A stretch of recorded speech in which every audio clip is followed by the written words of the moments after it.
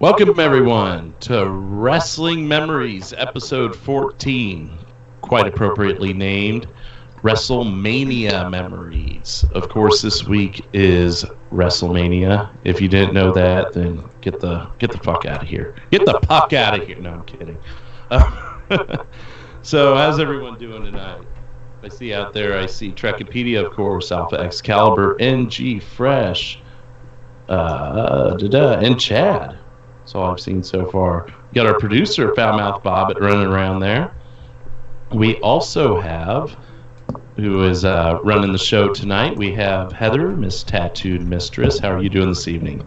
Doing pretty good. I'm waiting for my booze, but apparently he couldn't find it. I was going to say, we're missing someone. He didn't get lost, did he? No, he's over across the street. I think he thought that was in the fridge, but it's not. Okay, so they sell booze up there in grocery stores. Uh-huh. Okay. I wasn't sure. You know, different states. I mean, literally Missouri and Kansas. I live right off the state line, and it's night and day states when it comes to that. But anyways, we're getting off the topic. But I mentioned Mr. Producer Foulmouth Bobbit, of course. How you doing?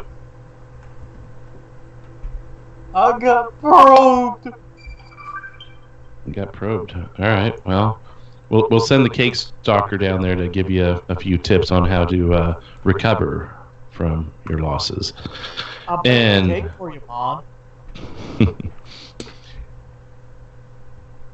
And our special guest tonight, Johnny Ray Sinister. How's it going? What's going on, everybody? We're doing good, and we are gonna talk about some WrestleMania. Maybe not necessarily this year, but as the story goes, this is Wrestling Memories, WrestleMania Memories. So I'm going to start with Johnny. I believe you brought up something a day or two ago, and if I'm wrong, just kick me in the ass. But I thought you brought up something a day or two ago about an idea. Oh, I was going to talk about, I was going to explain, what was, the first WrestleMania that you actually got to either watch or you got to see live, something like that. That's what I was going to, that's what I was suggesting. That's right. Well, since you brought it up, why don't you go first? Well, actually, as long as I've been watching wrestling, the first WrestleMania I got to watch was WrestleMania 20. So, of course, I got to see the shit show that was Goldberg versus Lesnar. I don't know which shit show was worse, that one or the last time they fought. But I just remember having to watch it on a VHS and because it was recorded and all that stuff. But it was that was my very first WrestleMania that I got to watch. Nice. So WrestleMania 20? WrestleMania 20 was the first time I got to watch WrestleMania. Do you remember what your favorite part of that was, to take it a step further?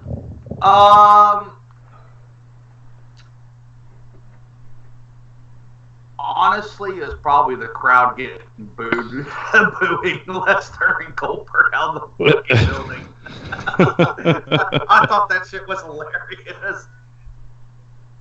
That's a good one. Yeah, that's definitely. It was so so highly publicized, I guess. Right. Advertised, and everyone knew it was going to be a shit show. And they even threw Stone Cold into the mix just to have a ray of hope of people giving a shit, and we still did. It was like we just hoped Austin would stun them both and pin them both and count it out.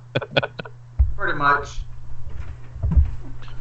So Heather, do you recall your earliest WrestleMania? My balls show? are 10! Fuck you. As you can hear, he's back. Oh, fuck me. Well, show's going downhill now. No wonder we only have 6 viewers. Hide your short people. My earliest WrestleMania memory, it's only because it's fresh in my brain because we watched it recently. WrestleMania 8 with Hulk Hogan. Okay, that was Toga Party, right? No. The Roman Coliseum fucking thing, or was that 9? How dare you motherfuckers start the show without me? You told us to. WrestleMania 8. That was Hulk Hogan, right? It was 9. Bobby just corrected me. It is 9. That was the Roman Coliseum. That is. Yes. Yes. Hulk Hogan was 8. He was in 8. Mm-hmm. Yours is Okay. Do you have any fond memories from that one? I mean, obviously you're bringing up Hogan, so is that It was notable part of the show? at that time. It's where Hogan was Roman Reigns, getting shoved down our throats all the fucking time. But it was to me it was one of the times. That you could see Hogan was getting tired of the business. 9 or 8? 8. And he still went over though. Yes, he did. Just like Roman's going to go over this year, so I guess no different. Sadly, there's no WCW for Roman to go to and correct his career. I don't know that any of them that went to WCW actually corrected their careers. Oh, they corrected their wallets. Did, finally. Yeah, but X-Pac. That's also where. Go ahead. You're fine. That's also where Scott Hall got his drunkest. I know. I But mean, it took Scott Hall how long to resurrect his career? If you want to call it a career, I mean, he didn't wrestle anymore really, but once he got inducted into the Hall of Fame and he got with Diamond Dallas Page and did his whole thing, that's when his career got resurrected.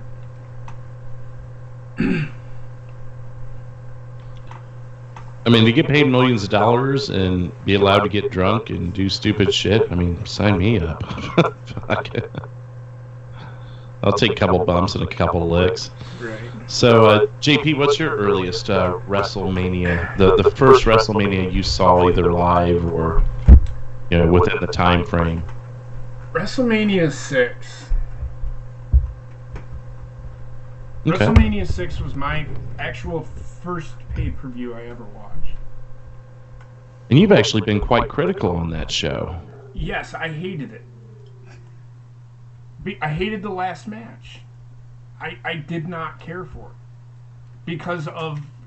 Look, Hulk Hogan was a shitty worker inside the ring. The only reason Hulk Hogan or the Ultimate Warrior, and this is just an opinion of mine, the only reason that they were in the championship picture is, look, Hulk Hogan, if it was not for Hulk Hogan, wrestling may not be on TV.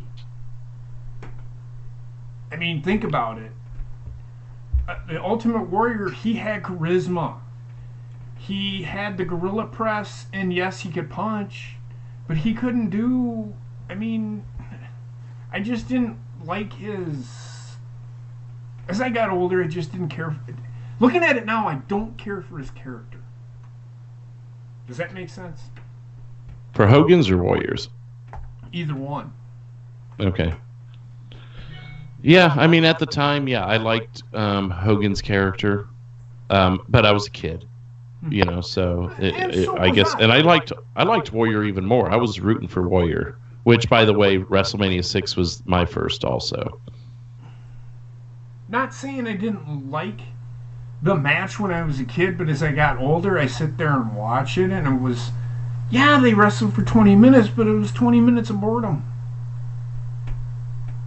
And you look back at, I mean, I look back at it now, the only reason that I was so hyped up is because it was Hulk Hogan, Ultimate Warrior, the two biggest stars in the WWF at the time, even though Randy Macho Man Savage, I don't think he was there yet, was he?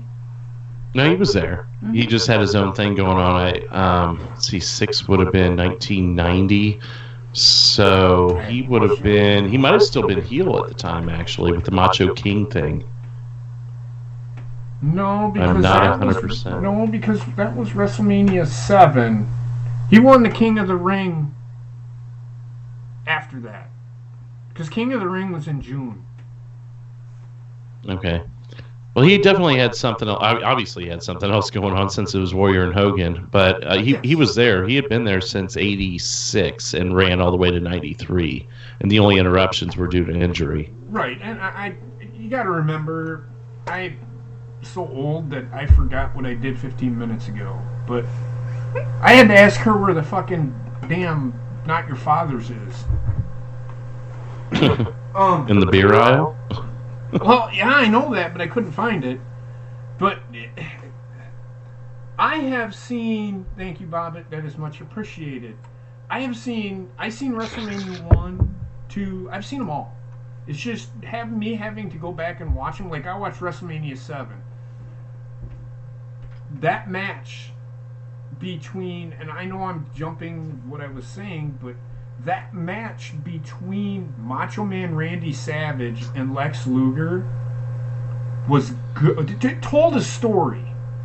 Even though Lex Luger wasn't a great wrestler, Macho Man carried that fucking match all the way. That's the one where Sensational Sherry started kicking him at the end, and Elizabeth came in and fucking threw her out of the ring, and that did the whole fucking reunion thing happen. So Right. But I mean, I could talk about. I mean, I've been watching WrestleManias. WrestleMania 6 is my very first one, and I fucking loved. At the time, as a kid, the biggest memory was Hulk Hogan, Ultimate Warrior. Who was gonna be a heel? Who was gonna be the face? Who was the bad guy? That's what I at that age, and I can't remember what year was that one? Which one? WrestleMania 6. 1990. Okay, so I was a junior in high school. So I was old enough to say, who's face, who's heel? Who's face, who's heel?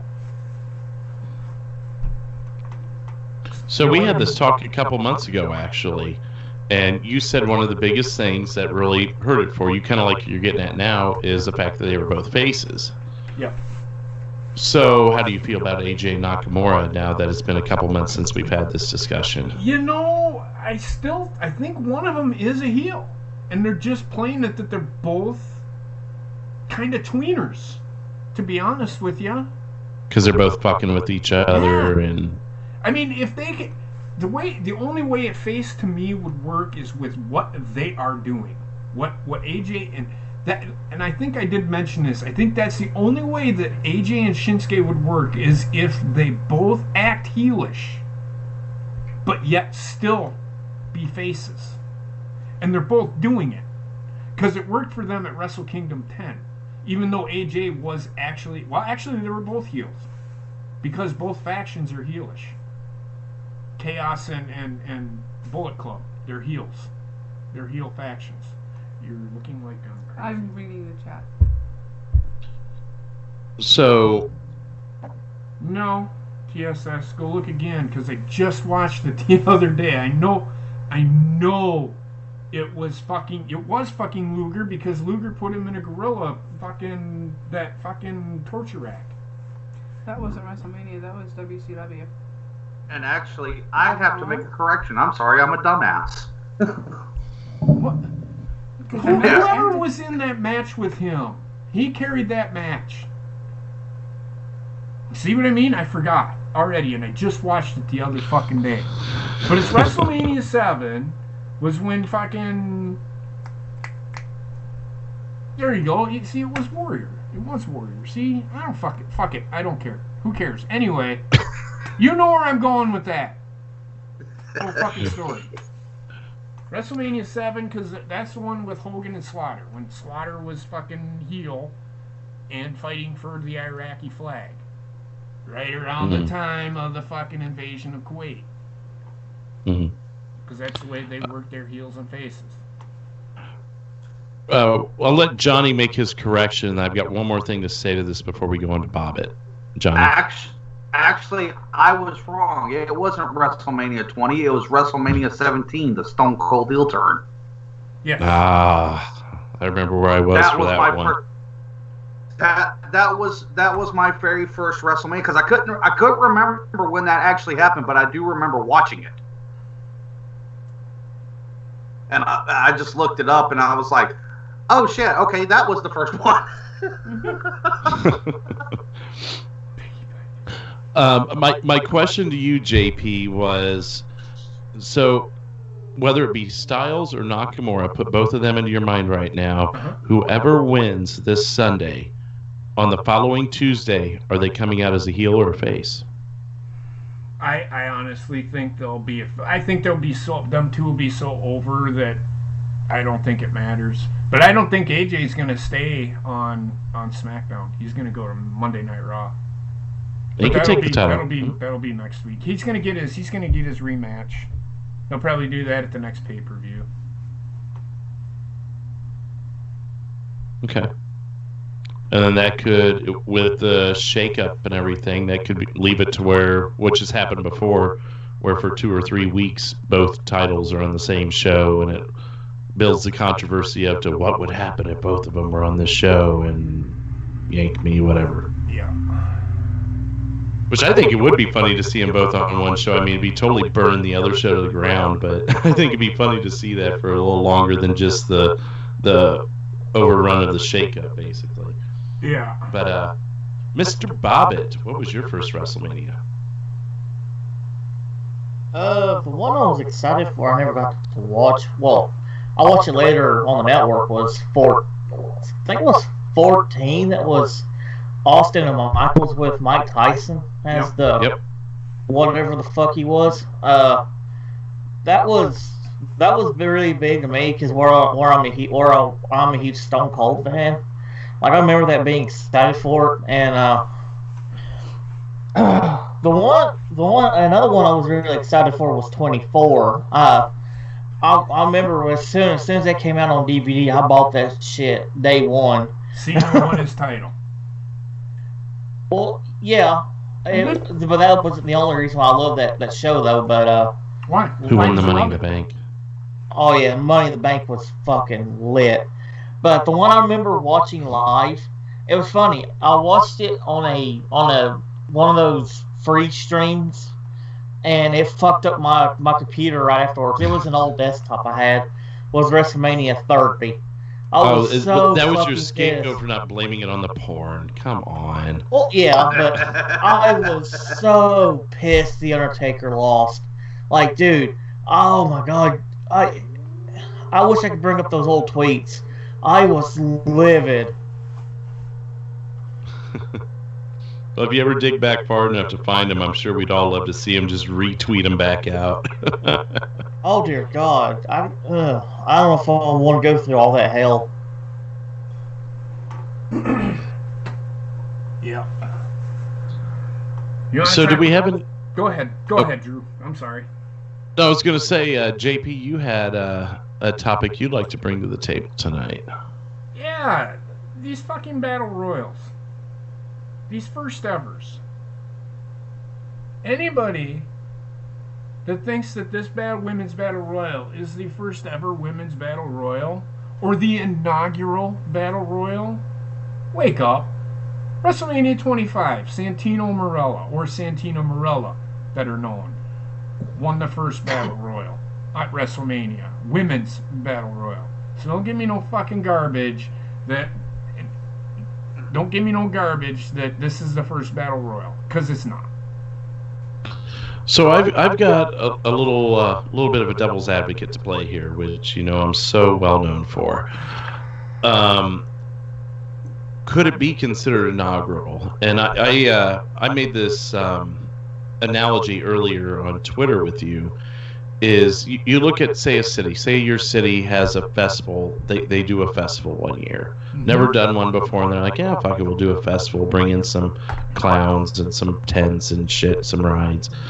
And then they don't do it for 10 years. It didn't catch on. New mayor comes in and goes, let's do this. We're going to do it annually. We're putting our foot down. We're doing it annually. Here is the inaugural Buttfuck of the West Festival.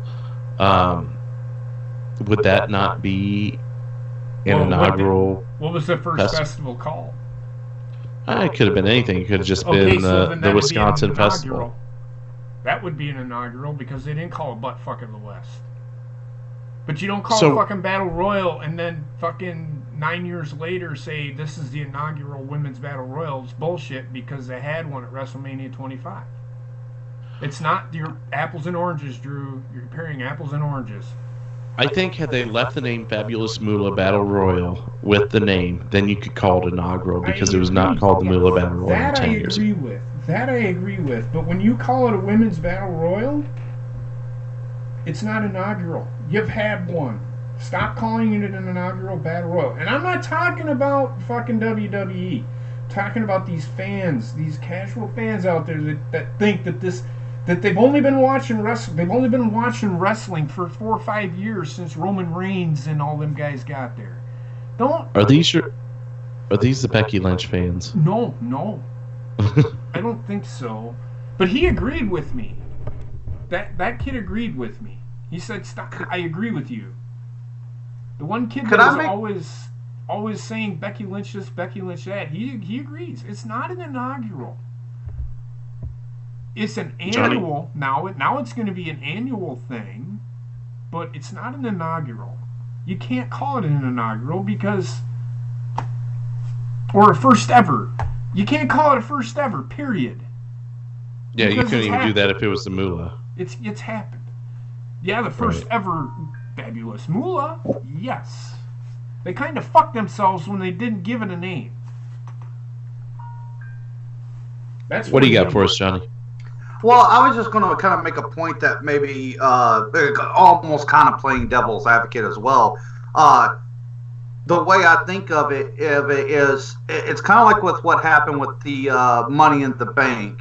Is technically James Ellsworth, and of course it was all storyline that James Ellsworth is technically the one that won the Money in the Briefcase. Well, if you look at WrestleMania 25, technically, even though he was going under, a fake name, Santino Marella was the one that won.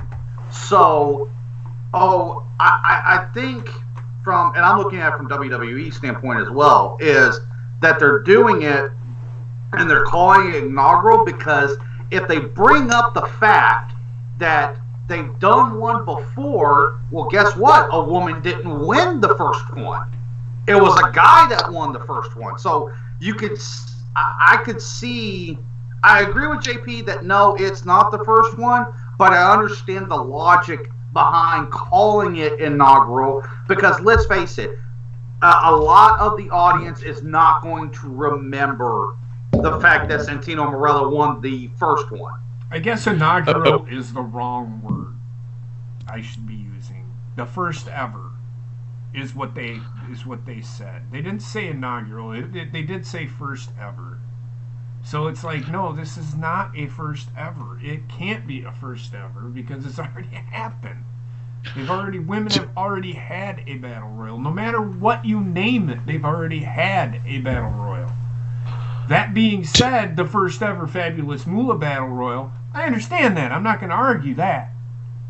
But if you say this is the first ever Women's Battle Royal, it's not. It can't be because they've had one. To counter you, Johnny, I'm going to say that it's kind of apples and oranges with that.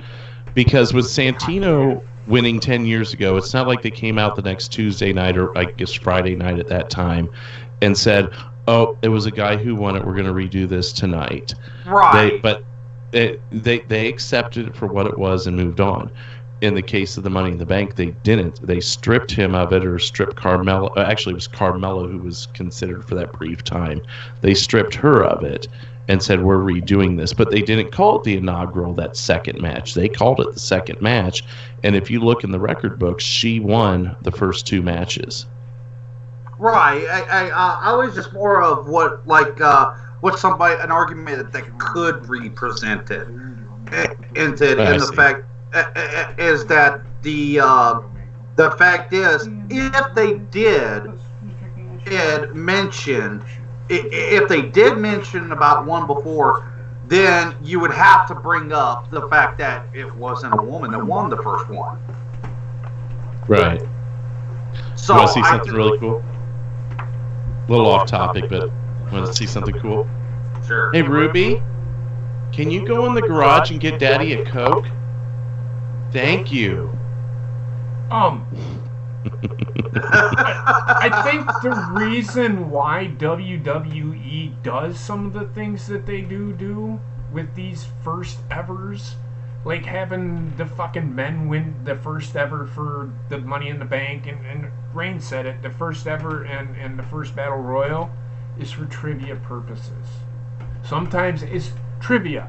Who is the first man to win? Sorry. Who won the first? What gender won the first women's battle royal? And of course, everybody's like, "Oh, female." Oh, wrong. It was a male. It's just sometimes they do shit just for trivia purposes. Mm-hmm. Rain made a pretty good point in the chat. He goes, it's kind of ironic that the first women's battle royal and the first women's Money in the Bank bank were both won by men. Yeah, that's why I brought that up. So yeah, I mean that's why I brought that up. But I'm just saying they do it for trivia. Sometimes they do it for trivia, but whatever. It's just the WWE and their infinite wisdom. They think it's good for TV. That's how they swerve people now. This is how they swerve people, by giving us fucking stupid shit. They swerve us by a man winning a fucking. Thank you so much. Hello. Hello. Hello. Hi, Ruby. They said hi. You can go back and play. Thank you for the Coke. Cheers, guys. That's kind of a messed up move, dude.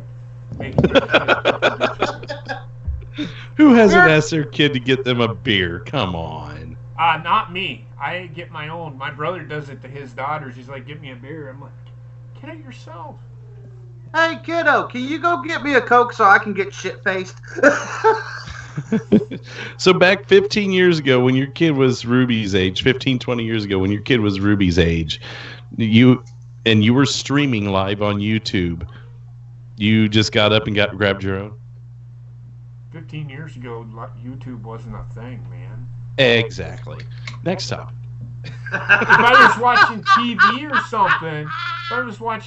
or something, and this is how I would do it, though. I said, like, she would get up and she'd like go into the. I'm like, "Where are you going?" She goes, "I'm going into the kitchen to get something to drink. So you grab me a beer, please." Yeah, but I mean, I would do that. I'd get up and get my own drink if I was watching TV. You made your kid get up from what she was doing and go get you a Coke. It's kind of a dick move. All right, everyone in YouTube land, I'm sorry. You should be a cocksucker. I'm just kidding. Okay, so I had a couple of lists here that I pulled up, and see if you guys want to break them down. We can one by one them, or I could just read through them until someone stops me. You want to do it that way? That way we don't go 3 hours. And then pause for a second, and then if we have something to say, I'm pretty sure I've got something to say about all of them. But go ahead. Fuck you, Bob. Anyways, so this is from IGN.com, top 20 WrestleMania matches of all time. And this article came out, just to be specific, it came out before. Oh, wow. Fuck me, this is kind of old. Let's move on to the other one while I. That one's 2007. I probably need to pull up a more recent one.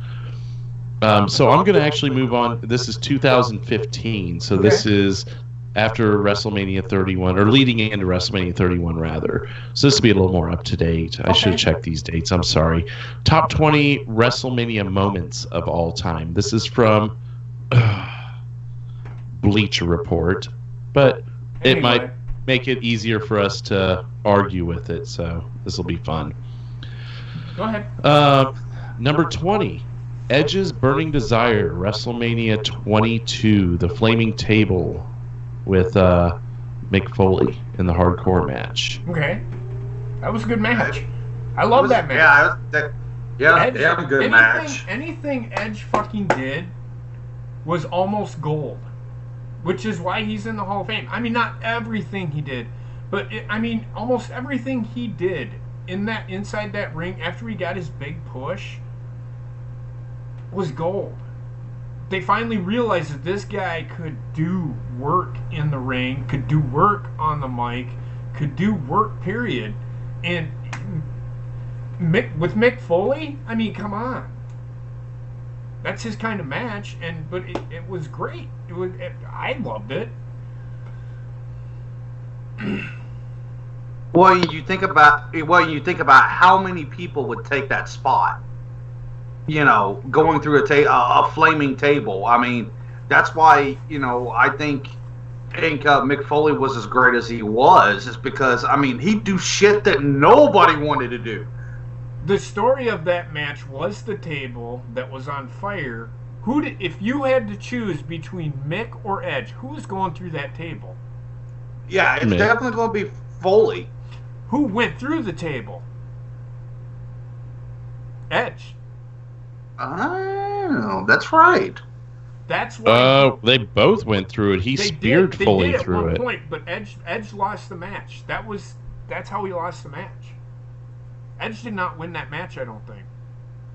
If I remember it, I have to go back and watch it, but yeah. Both men suffered from burns, lacerations, puncture wounds, courtesy of thumbtacks. Edge draped his arm over Foley and scored the win. Okay, but still, he went through the table first. You would think it would just be Mick Foley going through the table, but it was Edge. In fact, I think Edge went through the table first, and then he speared him or something through the table. The picture I have here is him spearing Foley. Foley was on the apron, and he speared Foley through the ropes, going through. Maybe there was two. I'd have to watch the match again. It's not that I've got the screenshot here. Yeah. That's what makes this so fun, Wrestling Memories, right? We look like a bunch of dumbasses. It's fine. So keep in mind, this is these are top 20 moments, not necessarily the match, just the moment. Oh, the moment. That moment was great. I love that fucking moment. Even though I'm not big on the whole flaming table spot, because somebody could legit fucking catch their hair on fire. And, it just, that just, anything that has to do with fire is not cool. Because that is very dangerous, but it is that match, that spot was spectacular. Just that match in general was good.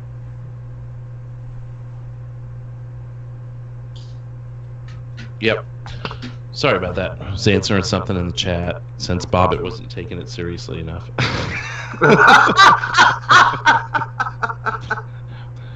Who retired? What do we got to do to get a real producer? Who retired because of concussions? Christian. Oh yes, I was going to say because Edge didn't. Edge retired because of that fucking spine fucking thing. Yeah.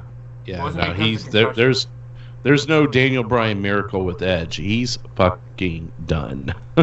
It's the same with Edge doesn't ever want to fucking wrestle again. Well, he even said in a podcast that, when they were talking about Daniel Bryan getting medically cleared, that they'll never clear him because the injury was different. Yeah. He has said that one mishap could kill him. Yeah. Like he could it could be an icy day and he's going down the stairs, and if he knocks his noggin, he could die right there. Not that we couldn't, but he's more susceptible to that. He's also said it was about a year after he retired. He was doing what's that fucking show on USA that he was doing a lot of spots on. It wasn't. It was on Sci-Fi. Are you talking about Edge? It was Yeah, Sci-Fi, Haven? and I'm trying to. Is it Haven? Haven. Anyways, Hold on. he had been doing that show for a while, and he said in an interview that I had seen, they had asked him, would you ever, if the stars were to align, the injury was to disappear, would you come back? And he says, no, I've been off the road so long now, I couldn't dream of going back on the road. I didn't realize what I was missing out on. But by that point, he was married to Beth Phoenix, and they were probably already setting to have a kid anyway. They already had kids. Oh, they did? Okay. While you're looking that up, I believe it was Haven, though, with an There you H. go. But No, I did. I said Haven. I did. Oh, I thought you said Ray. I did. I said Haven, Raven, New Haven, or Haven. It was Haven. Yeah. For some reason, Haven pops in my mind when I think of him, so I felt like I was right, but who knows? So number 19 is the Ultimate Surprise, WrestleMania 8. Ultimate Warrior runs down to save Hulk Hogan from Papa Shango and Sid Justice. That's the number 19 WrestleMania moment, and I know I'm not getting past that one, so go ahead, JP. I don't even think it was real Ultimate Warrior. Was it? I think Renegade and Ultimate Warrior both were their actual characters the whole time. I don't think they ever had fill-ins. No, that's not true. When? The Ultimate Warrior and the Ultimate Warrior's Return. That might have been WCW. I don't fucking remember. That I don't remember. What was the main event at WrestleMania 8? It was, let me scroll back up to it and make sure I've got my shit right. I'm cheating for once on this show. It must have been Sid. Well, Heather was the one who said she had seen WrestleMania 8. Heather. No, she's not there. Who was it? Who was the main event at WrestleMania 8? And who else? I don't remember. Is that the one I feel where was it the fake Ultimate Warrior that came down and saved Hogan, or was it the actual one? It was the actual one. Okay. So she says it was the actual one. I don't remember that pay-per-view too great. Because what year was that? What year was that? WrestleMania 8, so that would have been 84 plus 8, 1992. I was smoking dope and fucking drunk all the time, so I wasn't watching. and dating midgets. No, the midgets didn't come till like 2004, dude. So anyway. Oh, I thought that was 94. Oh, No. Fuck me, whatever. So anyways, the conspiracy theories were actually based off of the Renegade in WCW because he showed up around the same time that Warrior left WWF. And they were saying that Renegade was the Warrior. Yeah, I stopped watching. I was doing dumb shit then. Yeah, TSS in the chat. Watching fucking Shango's fat ass trying to get down there. Like, oh shit, I missed my cue. Right. Number 18 is A Deal with the Devil. Johnny Ray mentioned this earlier. WrestleMania 17. I wish you could see this picture. Deal with the devil. It's in black and white, and it's Austin on the left, McMahon on the right, shaking hands, looking at each other like they hate each other and they want to fuck each other all at the same time. Isn't Can that? I tell you, Isn't that? as a kid? Oh, go ahead. No. Go ahead. I was just gonna ask a question. You go ahead. Yeah. I can tell you, as a kid, I was so pissed off about that happening. I'm sitting there going, you talk about legit mark out. I was sitting there, I'll see that come across my TV screen. Stone Cold turning on the Rock and using the chair. I'm like, and shaking Vince McMahon's hand. I'm like, no! What are you doing, you asshole? I'm gonna send this. I'm gonna send this picture over to you guys. You've got to see this. If there's a way for you to put it up on the screen through XSplit, go for it. But I'm gonna send this to you guys. This is an awesome photo. There is. Just send it to me in a JPEG. Hopefully that's how it comes out. Yeah, it's JPEG. You'll be good. Just send it to me in a JPEG. The, All right, go ahead and keep going. the one thing that I remember from that match is my now ex-wife hitting me, telling me it's my fault that he turned heel. I'm like, how is this my fault? It's not like I called Vince and said, hey, this is a good idea. It's in the writer's room. Okay. Well, now I gotta go into fucking Twitter, you dumb. Well, I'll keep the conversation going. I was actually, that was my senior year of high school, and I was at my buddy's house watching that, and I mean, it was one of those, you know when you feel the butterflies in your stomach, like your whole fucking stomach sinks down? That was that moment for me, because, I mean, just like anybody else, I was over as fuck with Austin. I wasn't ready for him to turn heel. There was no need to. It was so interesting that they went 10 years with Hogan as face and would not turn their back on him, despite sales. Same with fucking John Cena. Despite the sales, Roman Reigns, despite the sales and everything, they will not turn him heel because of the sales, the merchandise sales, the ticket sales. But boy, they didn't fucking hesitate one bit to turn Austin, did they? Well, you know what was beautiful about that? And I know it goes a little bit past WrestleMania, but the crowd didn't allow him to. They didn't allow him to go heel. No. Because that's what was so, I get it, and even if you go and watch some interviews with Stone Cold, he will even tell you that was one of the biggest mistakes that he made in his career, was trying to go heel, because Austin is one of those wrestlers and a character that just you could not hate, because he resonated so well. I mean, I've always said this, as far as a character goes, with maybe the exception of The Undertaker, Austin was probably the most well thought out character in WWE, and the most fleshed out, and you could not hate this guy. And so now, aside from maybe Undertaker, that might be the one exception, right? And for me, it was just such.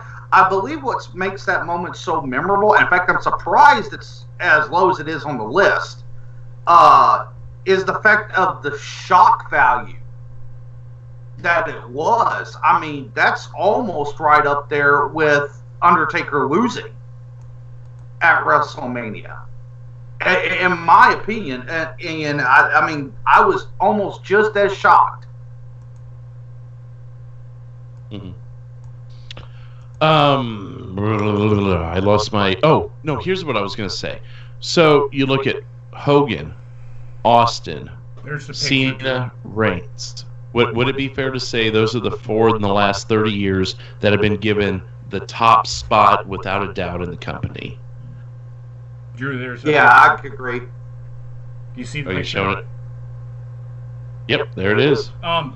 So, Johnny, real quick, I want to go back to this match. I want to go back to this match real quick. What did you say? Again, there's something that I wanted to say to you about why. Oh, Drew, it was to you. Do you know why Stone Cold turned heel? It wasn't because of Vince McMahon. It was Stone Cold Steve Austin's idea. That's why he turned heel. So I wouldn't blame Roman Reigns or Vince McMahon for that. That was Stone Cold Steve Austin's idea. Yeah, it was definitely Roman Reigns' fault that Stone Cold went heel. That fuck. No. I'm talking about everybody. I want Roman Reigns to turn heel. Every smart fan wants Roman Reigns to turn heel because it'll help him in the long run. Vince McMahon does not want him to turn heel. Vince McMahon did not want Stone Cold Steve Austin to turn heel because it didn't actually work. They wouldn't like Johnny said, they would not let him turn heel. The fans would not allow it. So they put a kibosh to that story 3 months in, I think. Wasn't it? Yeah. So it wasn't WWE's fault. That had nothing to do with it. So when you say, well, we have Roman Reigns, blah, blah, blah, whatever, no, don't That's WWE. This one was on Stone Cold. I just wanted to make a point. I just wanted to point that out real quick before people are like. Anyway, that's all I had to say. What I was saying about the Hulk Hogan. So think about this: Hulk Hogan, Steve Austin, John Cena, Roman Reigns. They've all been given the top spot, and I would think within their respective generations.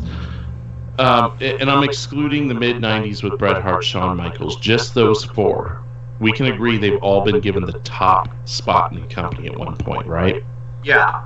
Okay. Which one of all four of them would you have wished never turned heel? So, give me them again. Hogan, Austin, Cena, Reigns. Which one would you hope had never turned heel if there was one? Well, Cena never turned heel. He was a heel and then turned face, and then they never turned back. Right. No, I'm not saying whether they have or not. I'm saying if I told you right now. Roman Reigns is going down the same path Cena did. He started as a heel and then whatever.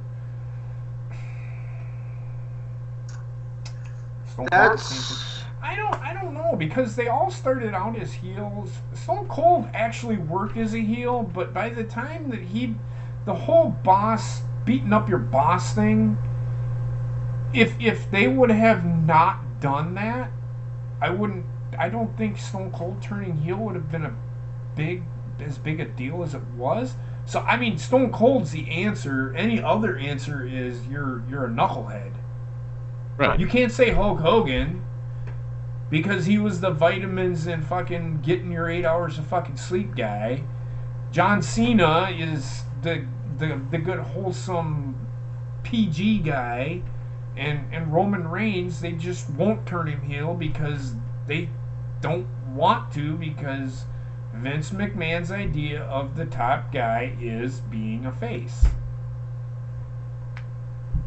Realistically, for me, it would have to be Stone Cold, because there is one thing I like. There's one thing about Hogan that I think that nobody really mentions. Whether you love him or hate the guy, for me personally, I don't really care for him. But when he did go to WCW and he went heel, it literally revived his career. Yes, it did. And so it was a good moment for him. So, but the only one I think, when you realistically look at those four individuals, realistically, Stone Cold is the only one.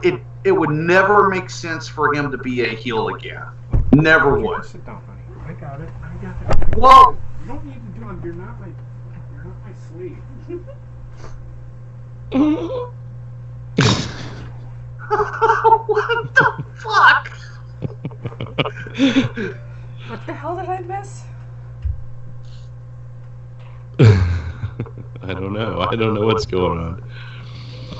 My point is out of those four, all of them need to turn heel except Austin. And which one of the four actually did in WWE?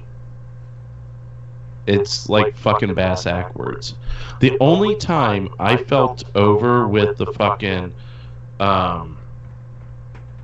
Austin being heel was during the Power Trip, and it was I hated that, and I don't know if I hated it legit or if I hated it because they did such a good job with it. I just know I fucking hated it.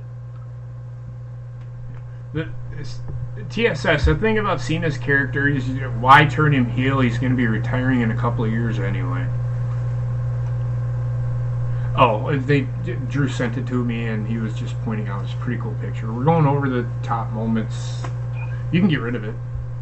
I'm just wondering why it's there. You can just delete it.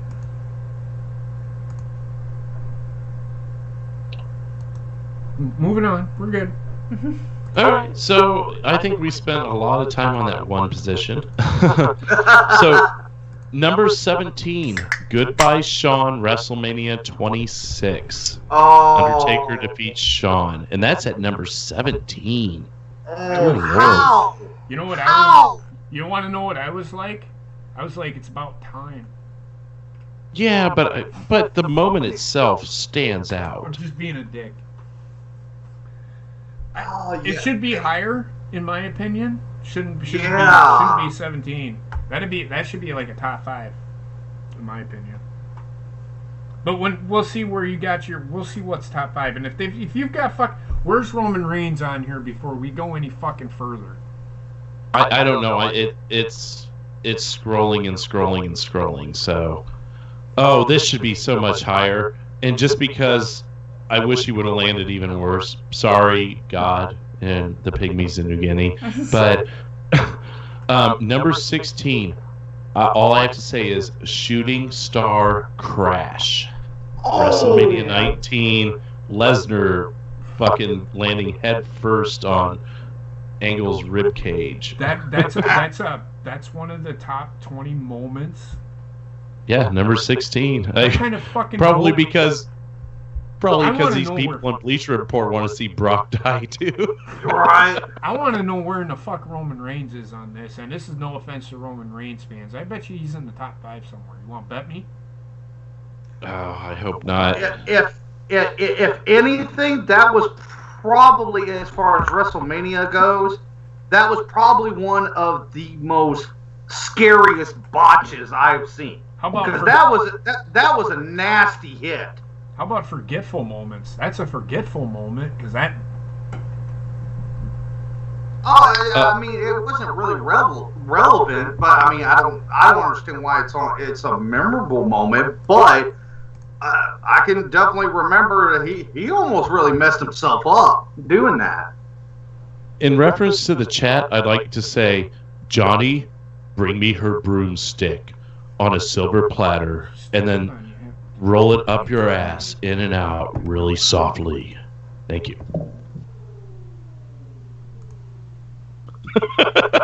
And immediately cuts to JP. Oh, I'm sorry. We were fixing something. Thanks for the donation, Drew.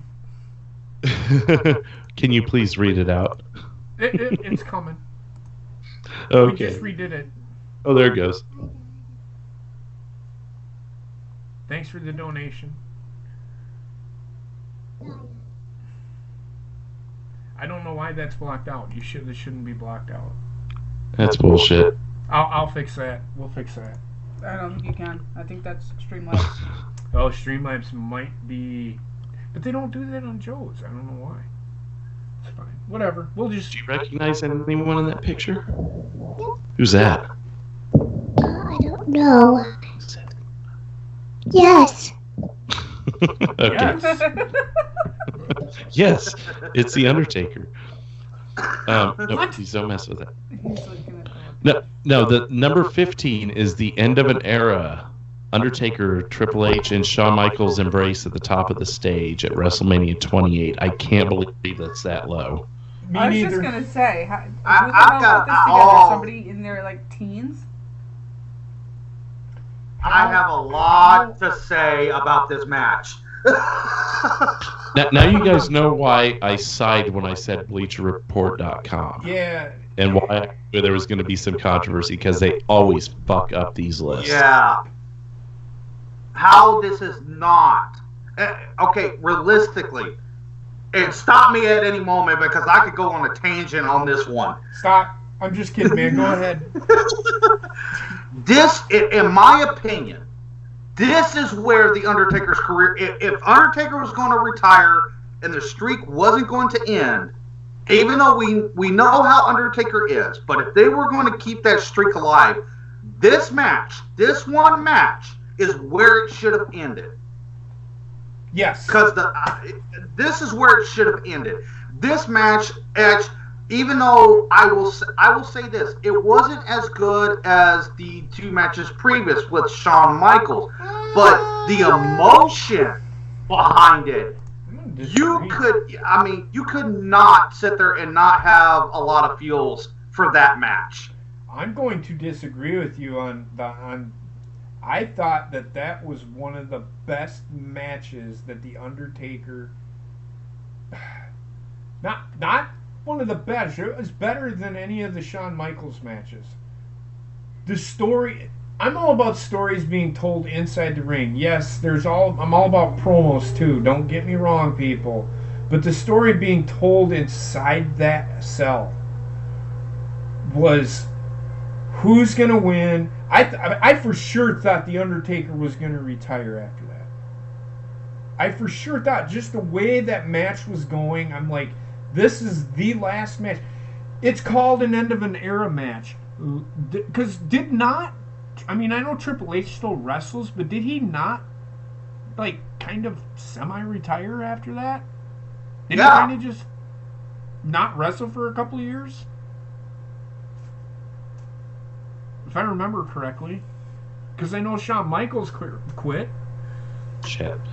No, he did. Triple H always has done WrestleMania and possibly a SummerSlam and little bits here and there. Obviously, the house shows and bullshit to fill in for stuff. I understand. He's wrestled at least once a year. I understand that, but The Undertaker continued. He wrestled SummerSlam. Like, he still kept wrestling. Triple H kind of stepped away and stepped into that authority figure type deal. And yes, he had matches because he was an authority figure. He was going to wrestle at WrestleMania or whatever. But what I'm saying is he stepped away. This is where I thought The Undertaker was going to say, I'm not done, but I'm never going to wrestle another WrestleMania again. Here's my thoughts on The Undertaker and his retirement. I know you guys have all heard it before, but I know Johnny hasn't. We probably have some listeners here that probably haven't heard it before. I know Johnny Holes hasn't heard it, but he probably wouldn't even know what the hell I'm talking about when it comes to wrestling anyways. But cheers to Johnny Holes for being here. With Undertaker, yes, I agree. End of an era should have been the end. But once that screen went black, I knew it wasn't going to happen. I always thought the best way for Undertaker to go away was for him to finish his WrestleMania match. A big plume of smoke fills the ring as he's on his knee with his hand out in the air like this. And a big plume of smoke consumes him. And when the smoke clears, the urn is sitting in the middle of the ring. Enough said. Yeah. No going back. Now, after that match, the end of an era, it didn't happen. I thought, okay, they're going for 20-0, which was, it wasn't CM Punk, it was the year before him. Fuck, maybe it was Michaels. Was Michaels 20? Yes. 20 wins? No. Okay. No. That was the end of an era match. That was Triple H, not Shawn Michaels. Or that's what I meant, Triple H, I'm sorry. But that was, the one we're talking about was the 20th win. And Punk was the 21st. Yes. And I thought, okay, so they're dragging it out another year, whatever. And I kept waiting for, not to be Barry Horowitz here, but the plume of smoke that clears with the urn in the ring.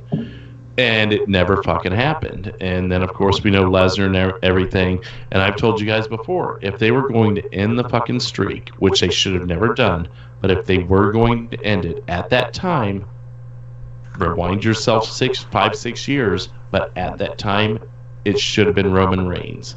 Push the 20-something, have him come out of this as heel, and go ultra badass. And make him a pseudo-beast of sorts.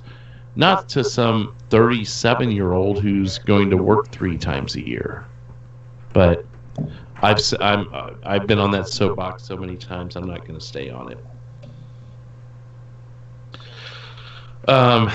Anyways, I was going to ask JP, if I share a screen, would you be able to pick it up so you guys can see the screen or the picture of each one?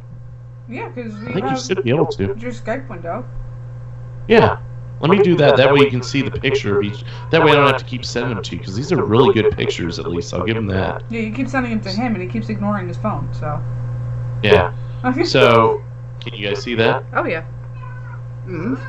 So, number 14, Bald-Headed Blues, WrestleMania 23. Lashley and President Hall of Famer Trump shaves Vince McMahon's head. Go ahead. I've got a child to attend to. The fact that this is above Shawn Michaels' last match and end of an era match is absolutely fucking appalling. How is this a memorable moment? What? Because he got his head shaved Who and cares? he ran around bald. I don't know. Austin He went got as to be far a as part to of glue it. a hat on his head to prove how vain he was. It shouldn't be one of the top moments, though. Especially not at 14. And if you want to put it as a top moment, put it as number 20. I mean, really, if you're going to say anything from WrestleMania 23, it's this. But I think it falls out of the top 20. Uh-huh. Yeah. I'm fixing to put Bleacher Report on my do not give a shit about, don't read list. Yeah, Can I no, just get exactly. on Roman Reigns at number 1, please? Is that too much? Mm-mm. Now, keep in mind, this is 3 years old, so there won't be too many. Oh, fuck me. Look at number 13. Oh, my gosh, you guys are so fucked up at Bleacher Report. That's because What? Roman. I guarantee fucking. I'm sorry, I love you. WrestleMania 24. We all know what that Guarantee it. means. Fucking Roman Reigns has like 5 fucking in the top 10. Yay! What? Fuck Bleacher How did- Report. They suck. Ric Flair's final moments in a wrestling ring, barring TNA, of course, but his final moments in a wrestling ring is number 13. That's a top 5 moment. Ow! What? The? Can we just say fuck you, Bleacher Report, and move to number 12? Is that okay? It should be like in the top 5. Oh my gosh, what the fuck What? is going on? Number 12, The Rise of a New Generation, WrestleMania 21, That's all right. Batista winning the That's championship. not so Let's, bad. I can live with that. yeah, let's. I could get down with this one here. Number 11, Yeah. 3 icons, 1 ring, WrestleMania 30. That's another. Top, I mean- that's a top 10. Yeah. And we're up against the clock a little bit, so we need to blow through this. There's your favorite match, JP. Fuck that. Number 10, Hogan versus Warrior, an Ultimate Champion. Warrior rather, retaining the Intercontinental Championship and winning the WWF Championship. It's title versus title. The moment itself, I think, is acceptable for this list. The match is where you would knock it out of the top 20. Fuck you, Cubs! You fucking suck ass! That's my ear. Hey now, Fuck off! don't be shitting on my Cubs over there. Fuck the Cubs. Well, fuck the Brewers. Oh, okay then. Oh, I can't wait till the Cubs and the Brewers face each other. They're playing right now. Oh, is that what's on now? Why would I watch the Cubs? Fucking hate the Cubs. Because I don't the know, Cubs because are you're the always team. watching something in the background during these shows. I don't know. I could get behind this one. I could get behind that one. That I agree with. Yes. That's a top 10 moment. Well, That was a good match. I'd like to know, since Johnny Holtz is confused right now, if you could type in the chat, Johnny, who would you pick between Hulk Hogan and the Ultimate Warrior? Piss off, Rain. I Yep. love baseball. Oh, yeah, no, come on. Come on. I got a Cubs hat on. Number 9, here's a fair one. Number 9, the boyhood dream comes true. Shawn Michaels wins the championship at WrestleMania 12. I'm down with that. Hey, I did. They turned Okay, the that's base. one that got right. And now, hopefully, Austin is above that at WrestleMania 14. If they're going to put this there, then they need to put Austin at WrestleMania 14 above this, because I think that was more notable. Mm-hmm. But we'll keep rolling. Number 8, oh, yes. Guerrero Oh. and the Bowflex celebrated WrestleMania 20. fucking Yeah. Benoit, man. Come on. I said Guerrero and Benoit celebrated No, you WrestleMania didn't. 20. What? You said Bowflex. You just said Bowflex, you fucking asshole. You insensitive bastard. You just said Bowflex. Fuck you. For shame. For shame, good sir. JP, did you forget to take your medication again? Nope. He's wondering why you're yelling. Who? Baseball. Johnny. Huh? I got your fucking medication right here. It's because his team's losing to the better team. The fucking Bowflex thing. Fuck you and the fucking Bowflex. Johnny Holes, we were asking who your favorite wrestler is between Eddie Guerrero and Chris Benoit. On to number 7. I don't need A fucking Macho medication. reunion, WrestleMania 7. Macho and Elizabeth fuck in the middle of the ring. I don't care, Rain. You can do whatever the fuck you want. So you remember when Savage and Elizabeth fucked in the middle of the ring at WrestleMania 7? What are your thoughts on that? That's the moment I was talking about. I talked about that earlier. Do you feel it's in a deserving spot? No. Maybe in the top 20. It definitely makes the top 20, but I would think it maybe like I would probably maybe put it like in the 16th spot, maybe. Maybe. What the hell's number 6? I'm afraid to look. Gonna creep really slowly. Icon versus Icon. That was a pretty big moment. Yeah. It's worthy of the That's top horrible. 20. I don't think the match lived up to the hype. Heather But is in most fine, cases, John. they don't. Good. No, it didn't live up to the hype at all. No, it was a shitty match. Johnny. I need to stop looking at the chat. I just can't Heather resist. is fine. If I was that upset, I would have killed her a long time ago because I'm an Oh, angry dear person. Lord. Oh, my gosh. What? No, just what JP said. But number 5, there we go. It is above Sean's I wouldn't say boyhood. that that's a top 5, maybe top 10. Right. I said it should have been above Sean. I didn't say it needed to be super high. But that is one of my favorite moments. Just, I think it was the right time in my childhood, and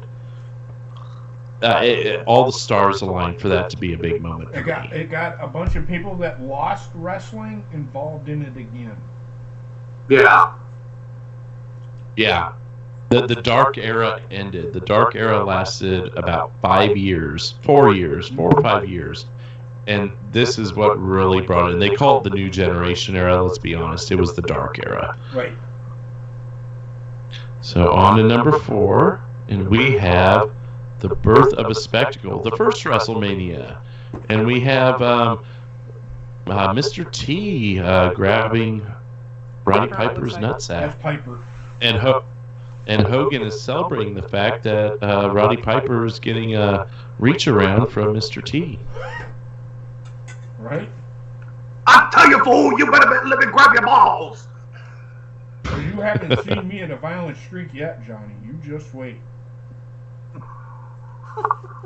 Is that that's Muhammad Ali down there? He's looking at Mr. T's butt crack. See him right there? Yeah, I see. He's like, he's like, man, in 10 years, I'd take that butt crack and I'd give it the earthquake of the century. Oh wait, did I say that out loud? You did. Yes. Tremors. Oh, fuck you. What? That shouldn't even be in the top 20. Period. This is Top all 20 about fucking for Rock. who? Fucking See, I guarantee you, number 2 or number 1 is fucking Roman Reigns. Fuck you, Bleacher Report. Bleacher Roman Report, Reigns- you could go. Roman Bleacher Report, Reigns, you could if go he- take yourself to Tommy and C's channel. Roman Reigns. Exactly. I agree, Rain. Roman Reigns should not even be in the top 5.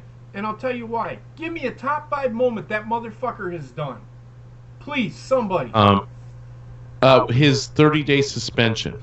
Okay, well, that's not a WrestleMania moment. How you doing, basement? Basement. Come here, girl. Give me It was- number 2, please. Oh, are you sure you want it? No. 'Cause I'll give it to you. Okay. Blood Yes, from a stone. definitely. Hey, there we go. Definitely. There we go. I consider this match here the beginning of the Attitude Era. I think that's a safe spot. I could go with number 2 for this. Sadly, I'm agreeing with Bleacher Report, but I can agree with this one. Yeah, I can agree with it. And number one, any guesses? Is there anything that we've forgotten? Now, remember, this was Roman Reigns 2015. beats The Undertaker. 2015. Roman, baby. Oh, 2015? This is a couple years out of date. It's Roman Reigns. there Roman Reigns anything- wins the title No. from Triple H. Please, please. Oh my God. Oh! Oh! Fuck Fuck you, you, Bleacher brother. Report. Fuck you. Well, no shit, I've been saying that the whole fucking time. This shouldn't even be in the top 20. Well, maybe in the for- top 10. Bleacher Report. For anyone who might be on their cell phone or a smaller laptop or an iPad, this is Hulk Hogan slams Andre the Giant at WrestleMania 3, which is number. It should have been Roman, damn it. No. Bobby, come on. Yes. Yes. For what? What has he done? Somebody tell me what Roman Reigns has done to be in the top 20. I He need lost to JP. Seth Rollins. What do you I need need it this. for? For what, Bobbitt? Please tell me. What has he done that he deserves to be in the top 20? From a WrestleMania Everything. Of greatest WrestleMania moments, Bobbitt. Which means you shove out John Cena, you shove out The Undertaker, you shove out Stone Cold Steve Austin. You can't. Roman Reigns. Cena wasn't even on the list. I don't think. None of them. Well, I don't. Was the Undertaker on the list? Yeah, he was. Was Cena?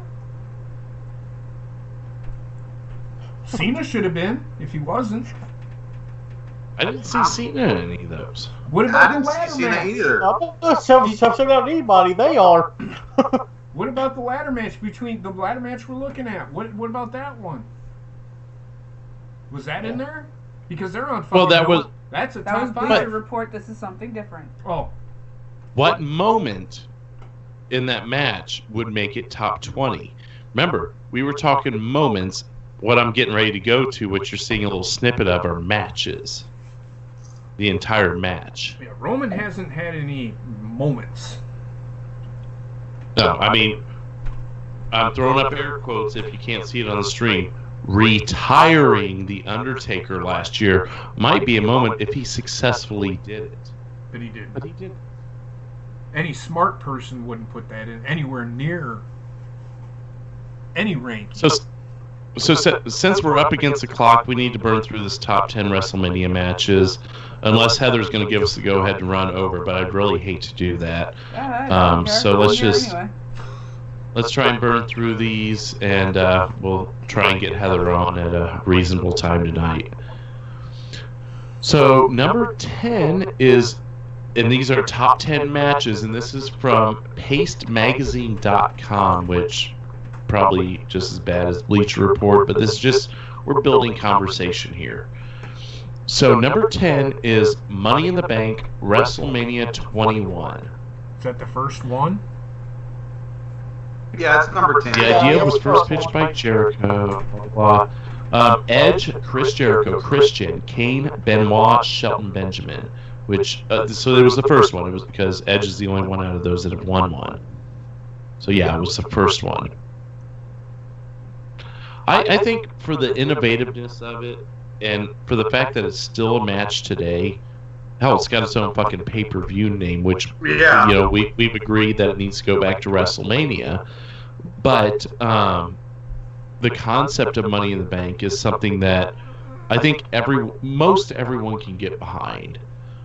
Hell, look at Monetize This. Even Joe is doing a Money in the Bank thing with Monetize This. It's a good fucking idea. It adds a little bit of extra flavor to the show.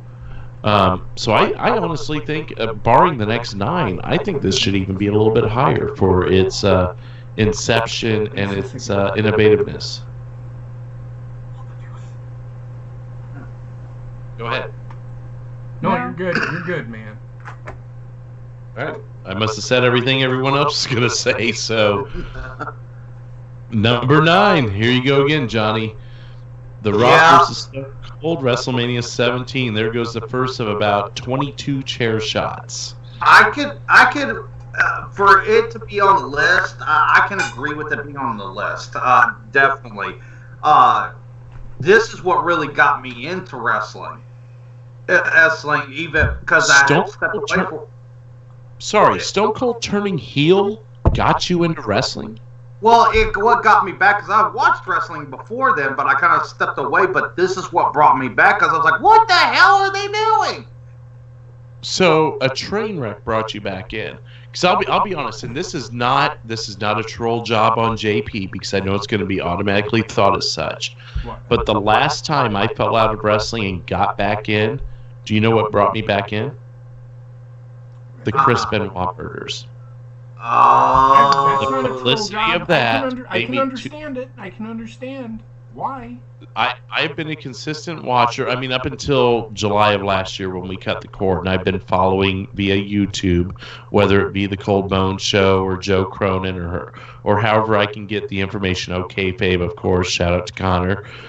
But I'll since 2007, I've been watching or following consistently. And it was the Chris Benoit murders that brought me back in. I watched that Monday night, and, it was what it was, and I was back on the train ever since then. So 11 years running consecutive. Yeah. But I'm just surprised that Stone Cold turning heel being a train wreck of its own, pulling you back in. But at the same time, I guess I can kind of relate to it. Well, at the beginning, Because what brought me back... At the beginning, it wasn't a train wreck. It was actually a good idea because his character was getting kind of stale, and they needed to do something. And his idea, it was Stone Cold's idea. He said, let's turn me heel. If it don't work, we'll go right back to where we'll start a storyline where I do whatever. So it worked. You want to hear something even crazier? There's 2 times I've fallen out of wrestling. Once was in the mid to late 90s, and the other time was the one I just told you, was about 03 to 07.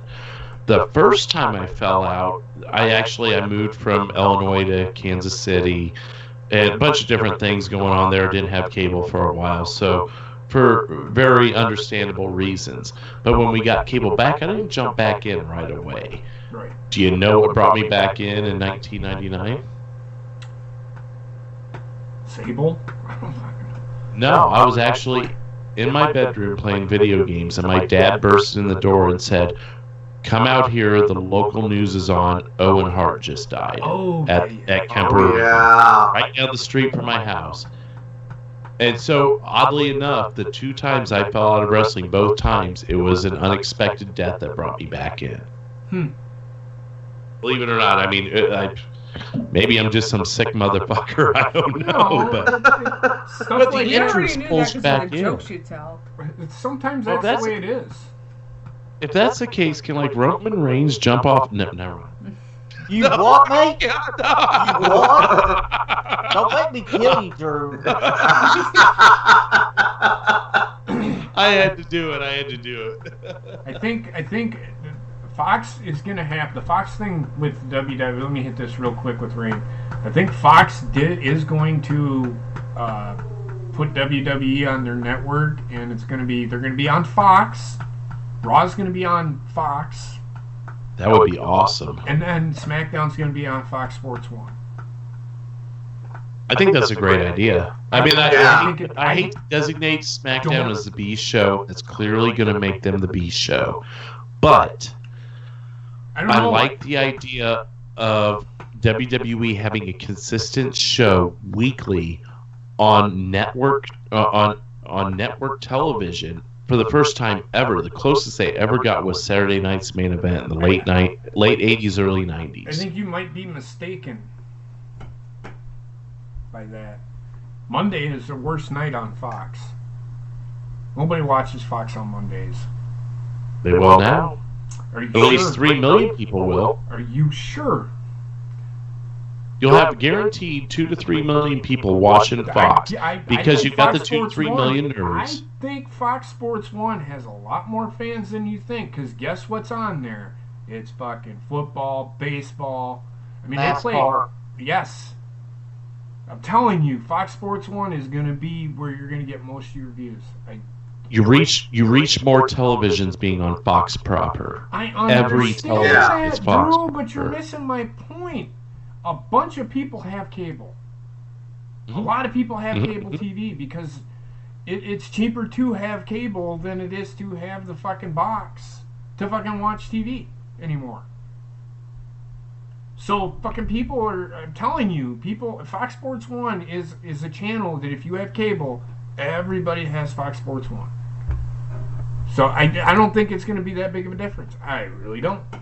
I think people are going to... SmackDown is not the fucking B show. People need to get that fucking WWE needs to get that out of their fucking mind. Fans need to get it out of their fucking mind that SmackDown is a B show. They should be equal I think Fox, shows.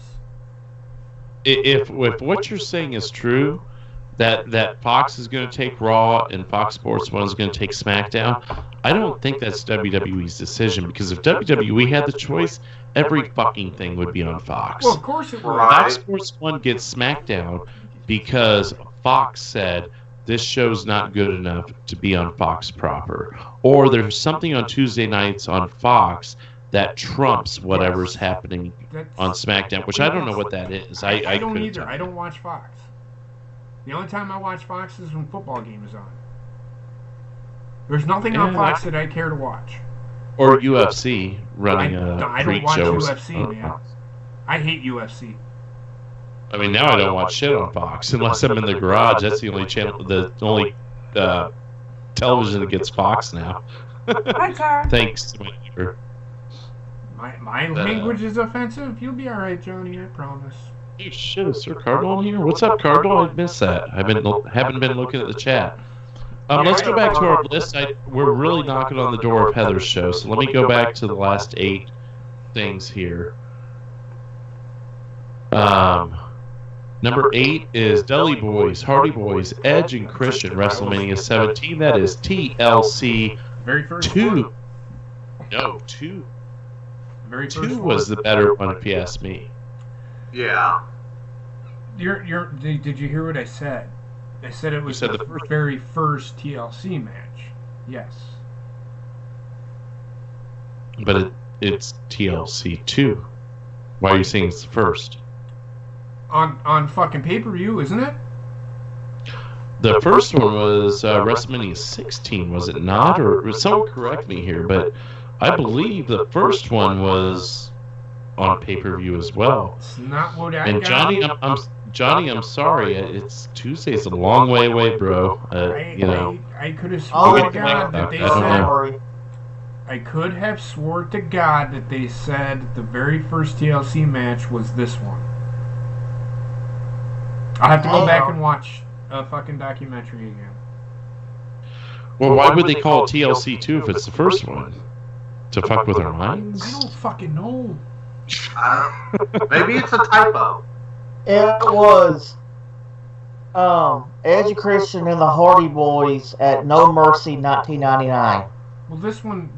Okay, so it wasn't WrestleMania. Okay. But this one is a Fair triple enough. threat. Yes, it was the triple threat. This was the one where Edge got speared and damn near broke his fucking neck. Everyone was fucking killing everybody, apparently. This is the one where fucking Edge speared fucking Jeff Hardy Off the titles. off the titles. Do you mind if I jump in really quick with a semi-plug here? Mm-hmm. I'd like to thank Zachary Sharnock for the subscription to my channel. Yeah, He just joined your chat. Thank you for joining the Cold Bone Show. We do this every Thursday night at 6:30 Central. And it's normally Wrestling Memories. Obviously, this week it's WrestleMania Memories. If you're looking for a little fun and partying on Saturday nights at 11:30 p.m. Central, we have on my channel that you just subscribe to, Derailed Gatekeeper. You will find Derailed there, and we'll actually be talking this year's WrestleMania on that channel this week. And yes, Basement, I will semi-plug your anus. So, Okay. I just wanted to throw that out there as well. But go ahead, guys. Sub to me like fucking Monday or something like that. Yeah. It's up to me also. Yeah. No, I didn't realize. Yeah. No, Sorry, it's alright, man. You're good. I'm not here as much as I used to be on Mondays and Tuesdays. I've gotten so fucking busy the last month. You're fine. Yeah, he subbed to me on Monday or Tuesday, one of the two. I can't remember. Well, hey, cheers, Zachary. I'm glad you're here, man. Yep, Welcome me too, to the man. I was gonna say welcome back before you so rudely interrupted me. Go fuck yourself. Go hang on a Bowflex and tell me what it's like. Anyway, Or moving just got some brewers on. loose. You fucking douchebag. Moving on. Well, it's coming. 2 weeks, bitch. It's coming. That's gonna be your ass. Hear that? Anyways. Fucking weirdo. You're so gay. I'm so gay for you, Bobbit. Let's get gay. Let's get gay. I won't that gay. I want him to go through this fucking list first. I will.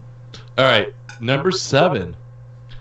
Benoit, Triple H, Michaels, WrestleMania 20. Michaels, he spent the better part of 2 months from Rumble to Mania finding a way, with the help of Austin's motivation to get himself into this match. But did the match itself pan out for you guys as a number 7 match? I would put it there. I liked it. I enjoyed it. I love Benoit. I'm just if waiting he, for Roman at number 1.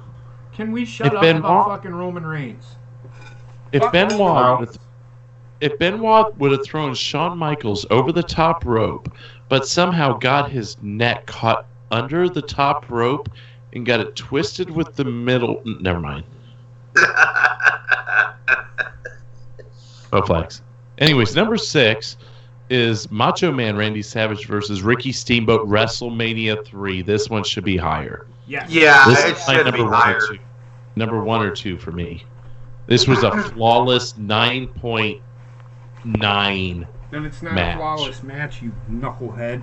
A 10 is a flawless match. Okay, fuck you. Go buy a Bowflex, all right? I do This need should to start be working number out again. Go ahead. This match was as close to flawless. If Meltzer doesn't have this as a 5-star, I've got a dick for him to suck on, okay? This was a fucking 5-star match. Whether you give it a 10, it's somewhere between 9.5 and a 9.9 for me. I mean, this was, as a kid, I remember thinking this was the match to end all matches back then. Okay. So, if there's nothing else to add to that, number 5, Kurt Angle, Shawn Michaels, WrestleMania 21. It's alright. It's alright. It's alright. I wouldn't have it that high. Certainly not above the last one. No. No, definitely not. I mean, yeah. Number 4, Taker Michaels 1. That was okay. It wasn't as good as the second one. Yeah, it wasn't as good as the second one, but I can agree with it being on the list. The stakes of the match is what made the second one better. Yeah. Number 3, Bret Hart versus Owen Hart, WrestleMania 10. That hasn't even been brought up yet tonight. Yes, that was Wow. a hell of a match. Owen, the story of that night was Bret Hart fighting an ankle injury, I think it was, or a knee injury, fighting a knee injury, and he still ended up wrestling in the title match against Yokozuna. After beating his brother. No, his brother beat him. Owen won that match. Not literally. What? Oh, no, Owen did win. I'm sorry. Yeah, he did. I was thinking, never mind. Ignore me. Number You 2. try to, but you keep talking. I'm just kidding. Go ahead. Oh, go. You know what? I've got a bladder full of piss that's ready for your mouth right now, all right? So, listen here. Number 2 is Razor Ramon versus Shawn Michaels, WrestleMania 10. Here's your ladder match. That should be no. Can't argue. That's where I'd put it. Number 2, because I'd probably put Steamboat Savage 1, unless number 1 reveals itself to be something I completely forgot. But there's your number 2. And number 1 is Bret Hart, Steve Austin, WrestleMania 13. I agree The with that. unending flood. Again, the reason why is it started the Attitude Era, and it took WWE. Stone Cold Steve Austin is one of the most popular, if not the most popular, fucking superstars to ever lace up boots. Can anybody disagree with that? I can agree with that, but I don't agree with the placement of the match. Why? Well, for this, if I was going to do it, I would put it. I would actually put Macho Man versus Ricky Steamboat as number one. It's my favorite match of all time. Then you could do then I would do this one, and then the first ladder match with Shawn Michaels and Razor Ramon. I would put Macho Man number 2. I would still have Stone Cold Bret Hart number 1, and the reason why is just the story of the match itself, and the story of them two in itself. Too bad that fucking feud got. WrestleMania 14, in my opinion, the big sell-off would have been Bret Hart, Stone Cold at WrestleMania 14. The big sell-off. I mean, yeah, you got Shawn Michaels, and it was still big, but it isn't as big as what it could have been with Bret Hart and Stone Cold. And I would put the ladder match at number 3. So I'd go ladder match 3. Randy Savage Steamboat 2, and then this one 1. I don't go by. I'm all about story inside the ring. I'm not sitting here saying that Savage and Steamboat didn't have a story inside of the ring, because they did. I just don't think the story was as, because they feuded with each other. It was a short feud, I think. The feud didn't last that long. I don't remember. Because I don't remember that feud that much, but that's Alrighty, well, I'm sorry. I said that's right. Fuck that list. Yeah, that too. Bob it. You can't always have what you want. Can't always get much. What you Okay. want? What match? Where would you put Roman at on that list, Bobbit? Really? Don't let him. I want to hear what his top. Not only Roman, but there was no Cena on that list at all. That's very Reason true. for that. I love Cena. He's not that great in the ring, Bobbit. He's consistent. He's not overwhelmingly great. There's nothing. You have to admit that. The triple threat WrestleMania 24 between Cena, Orton, and Triple H should have been on that list. Not the top 5, but at least somewhere on there. Maybe top 20. Hell, I put Roman Triple H from 32 on there. No. I love that match. No. Bobbit, that was. I love that match thoroughly. That's because of Roman Reigns, Bobbit. You have to think of the match itself. Yeah, it was good to me. JP is officially triggered. No, I mean, I just don't see them two being on the list because Roman Reigns, here's the thing with Roman Reigns, and people have got to understand this. I don't hate Roman Reigns. He's been booked terrible. The guy gets beat up for 20 fucking minutes inside of a fucking ring, and then the last 2 minutes of the match he becomes fucking Superman? Fuck that shit. If he's gonna fucking fight, let the man fucking fight. Don't give me this garbage he's gonna get beat up, because that is exactly what is gonna fucking happen on Sunday. He's gonna get beat up for 20 fucking minutes, and then in the final 2 minutes of that fucking match, he's gonna become Superman. Fuck that shit. I don't want that garbage. I want there to be a fucking match. That's the problem I have with Roman Reigns. That's the problem I have with the way he's been booked. You can't give the guy a fucking top fucking 10 match of all time until he fucking actually is booked to have a top 10 match. Like I said, again, it is not Roman Reigns. It is the way he is being booked.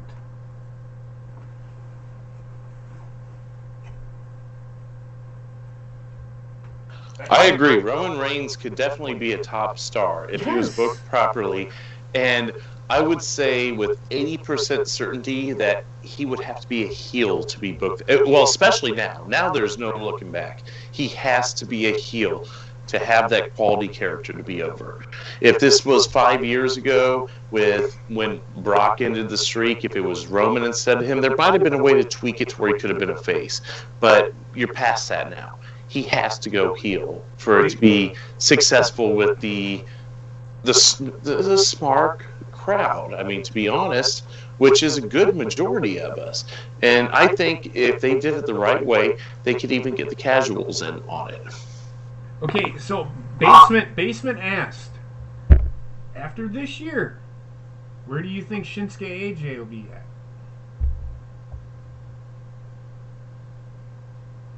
After this year. Yeah, it's like next WrestleMania, where are they going to be? So I'll give you this. If they let them go for 25 to 30 minutes, talking about AJ and fucking Shinsuke, where do and you we're think assuming they give us a barn burner? It depends. Like you said, if they get the 15 to 20 minutes and they just get to let go. I say 25 to 30. Whatever. But 15 to 20, they might be top 10, but it wouldn't be top 5. If they let them go for 25 to 30 minutes, a good 25 minutes at least, I'd put them in top 5. If they do what they did at Wrestle Kingdom 10, will they? Oh, so Basement's question is, where would they rank if they gave us a stellar match? Yes. Or where we see them being? Your best guess. Your best guess is what he's asking. In the top 10, they would definitely fall in the top 10 matches. If they give us even half of what they gave us at Wrestle Kingdom, they would be top 10. Yes. Yeah, because I can agree. They're probably going to give us half of what they gave us at Wrestle Kingdom, because we're going to get half the time length that we did from Wrestle Kingdom. So, in all fairness, unless they can cram a bunch of shit in the short time they're going to be given. So you're going to give them 10 minutes. They only went 20? Well, didn't they go like 45 or 50? No. Or was that Okada Omega? That was Okada Omega. They went 45 Fuck. minutes. No, they'll give us. They've got to give us 20. If they don't give us, well, they're fucked anyways. But if they don't give us 20, they're fucked. I think they'll give us 20, 25 minutes. As long as they give us close to what they gave us at fucking Wrestle Kingdom, top 5 easily. I'm willing to go into a 7th and 8th hour, 7 and or 8th hour of WrestleMania if they give us a full.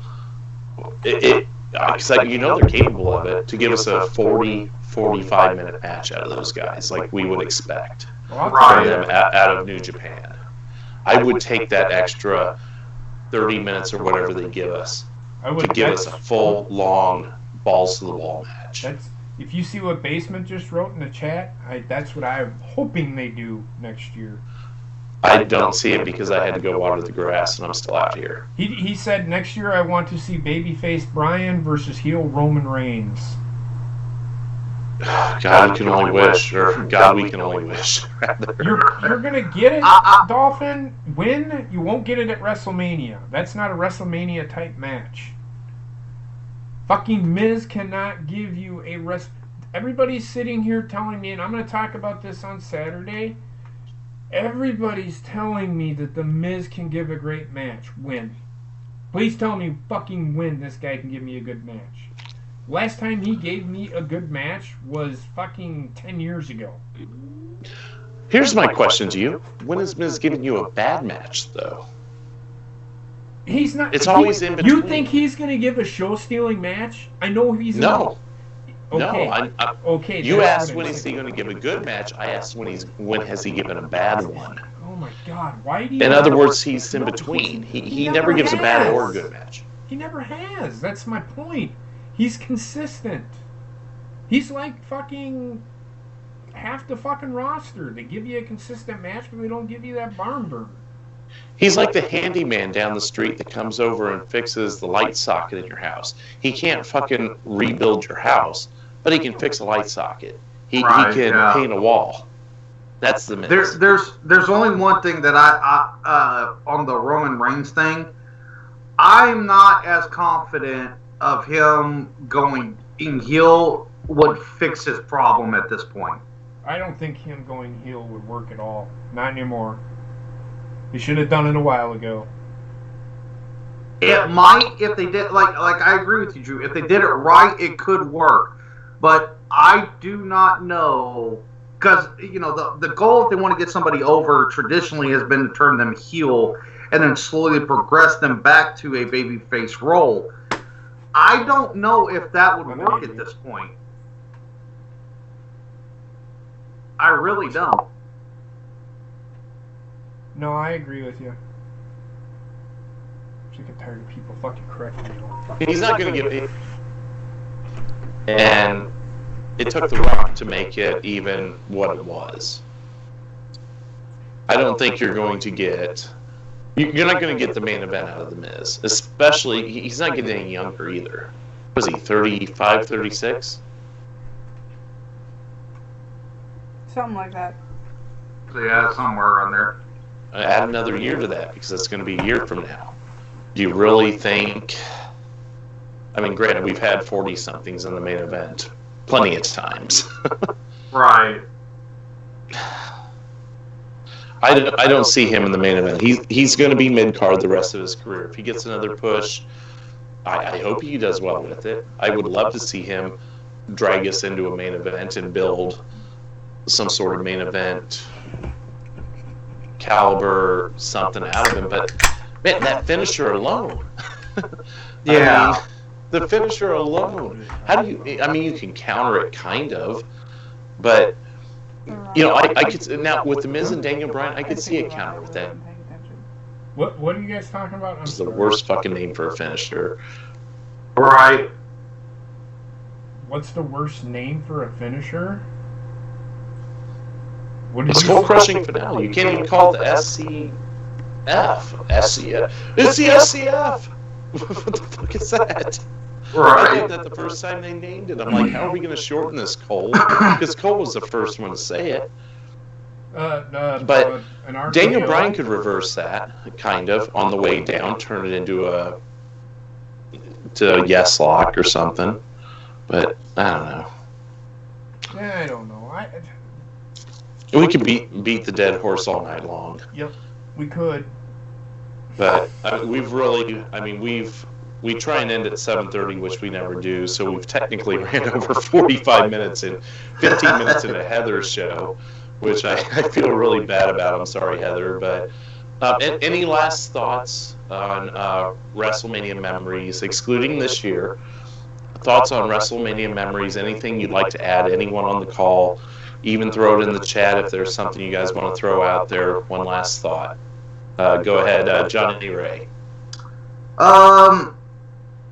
I would have liked to have seen, like, on the moments, I would have liked to have seen Daniel Bryan winning the title on there somewhere, because the story was a good story. The build-up was good. It was one of the best build-ups that we've had in the past few years. And so, that my opinion on that is I felt it should have been on that list, but, the ones that were on there I could agree with. Oh, shout out to Basement for that. From Canadian Basement, the skull crushing finale sounds like a finishing sex move of an obese hooker. Or the name of a move from a whale. I was going to say, Bobby, have you spoken to Tiffany about her sexual moves? Exactly. Oh man. All right, JP, do you have any last thoughts on WrestleMania Memories, rather? Yeah, well, I'm give me two. It is my fucking channel. Anyway, The Miz is boring. I don't care if he's old school or not. Even as an old school wrestler, he would not be a fucking world champion. He's not even a mid-carder as an old school. He's somewhere in between a rock and a hard place. And he is... And Rain, I know we don't see eye to eye all the time, but the guy is boring in the ring. I love old school wrestling. What he gives me is, I don't even know what the fuck it is. The guy on the mic, if he could just do half of what he could do on the mic, my God. You want to talk about the guy in the WWE. I will say this, though. I do think that Cena deserves a little bit more. He should have been somewhere in there.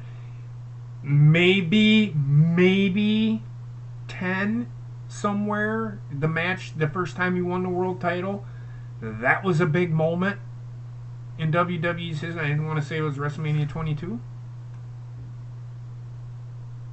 Sounds about right. That moment, the moment that JBL lost the title, because thank God he lost the title, that was actually a pretty big moment. I would go, that moment was up there, because I watched that match. That was actually a pretty good match. That was one of John Cena's last great matches, even though it was one of his first, but it was one of his great matches. If you want to talk about a great match, that actually was a good match. But other than that, I mean, you have to think, you can't put Roman there just because. Not yet. I'm not saying he won't be there, but they have to let the guy go. They can't fucking keep him in a fucking situation where he's fucking doing the same fucking thing over and over and over again and getting jammed down our throat. That's the problem. But that's all I have. All right, Heather, any last thoughts? Nope. Bobbit? Yeah, 3 things. JP, my balls to your chip. Really? Cena Copyright should infringement. have been on the list somewhere. And Roman should have been on the list. But hey, that's my opinion. Keep in mind with Roman, these lists were a few years old. Also, go Cubs! Fuck off. Alrighty, well, that covers everyone. Mentioned a couple things in the chat. Rain Habit, JBL had the belt too long. I quit watching, came back. He had a cowboy hat and the belt. It was like, what the fuck? Wasn't he in the APA? I agree. It was quite the rebranding. He won the belt when he had that fucking belt and the fucking hat. Mm. So anyways, make sure you guys subscribe if you haven't already. I'm throwing in the chat now to Heather's channel, Tattooed Mistress. She's going to be going live here very shortly. Although I share Tattooed Masses, so hang on a moment, I hit the wrong one. Fucking idiot. Who's this fucking idiot on this show anyways? What the hell? I know, But right? make sure you subscribe Way to to Tattooed. fuck it up, Drew. Well, hey, make sure you guys subscribe to Tattooed Masses as well. New episodes coming very, very soon. So it's probably good that we shared that out there. But here comes Tattooed Mistress. Tattooed Mistress. Why the fuck? Oh, for fuck's sake. There it is. Boom. Tattooed Mistress's channel. She will be live shortly after we finish here. And make sure you go check that out, Rage and Ink. You'll hear some rants and some raves and some good shit. So make sure you tune in there. Thanks again to Johnny Ray Sinister for being a part of the show tonight. No problem. Good shit. Thanks for Bobbit for producing the show and being an asshole in the chat. We always appreciate it. thanks, Zachary. Be back next Thursday, man. I don't know what we're gonna talk about, but we'll let you know. We'll figure it out. Heather, JP, of course, thanks as always for running the show. And we'll go ahead and sign out here, and we'll see you at the Tattooed Mistress channel here very shortly. Good night and cheers. Bye.